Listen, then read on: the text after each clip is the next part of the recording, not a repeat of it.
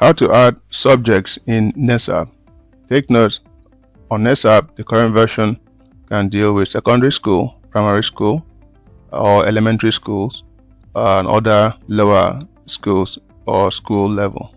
This version of NESAP is not yet developed to work with tertiary institutions that deal with courses that have course code, course units, and other information that gives courses different features and subjects.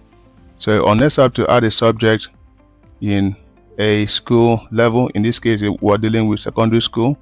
If we switch, say, to nursery school here, you can see there were already pre-existing subjects here. But since we're trying to do this for the first time or for this tutorial, we're going to start with secondary school and start adding subjects here. To add subjects in NESAP, there are two sections. On the left panel, we have what we call the subject categories, meaning subjects can be grouped into categories. For instance, you can classify, say, local languages, say Ibibio, or in our case here in Nigeria, Ibibio, Hausa, Yoruba, and call them local languages.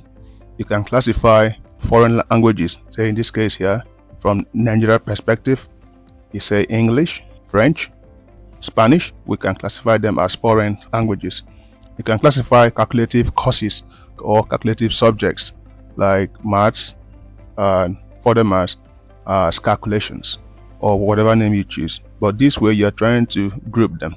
So on NESAP, to add a subject, you must first group the subjects or create groups to handle, or to create subjects, you must first create subject categories for each subject to be assigned to.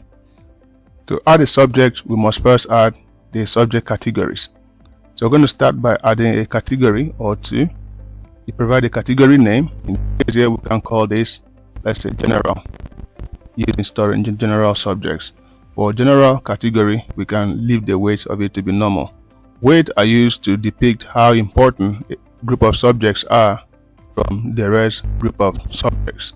For instance, in most schools for science subjects, maths, chemistry can weigh more, English can also weigh more than some social science subjects like social studies or computer.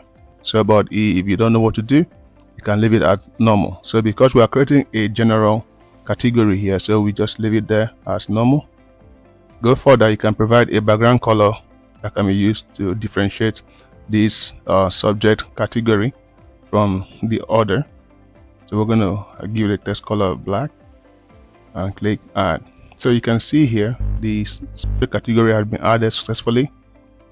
We can add more. Let's actually doing one for foreign language. So we can just say foreign languages here and say okay. You say very high for us here, and can give it a color here, say dark blue, and we can give it a text color that is the color of the text itself. We can stick it to white and click save. So you can see here we've added two subject categories.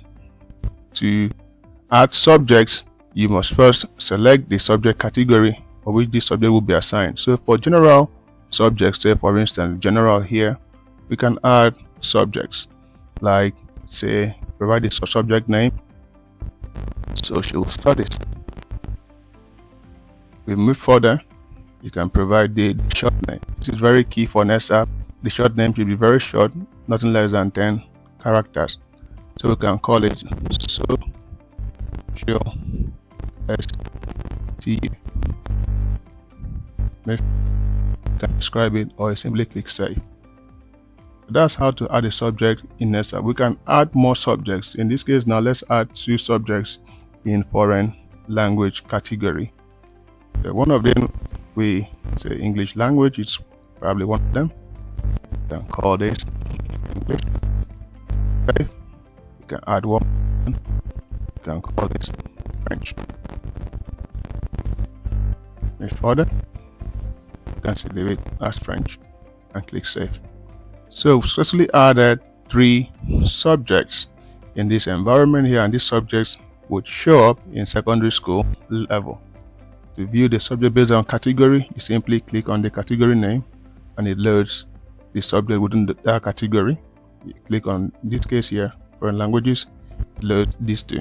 As you can see, for each subject there is a subject name, there is also a short name, there's also a description, and this subject is assigned to a category. As you can see here, for languages, this subject is not yet assigned to a class.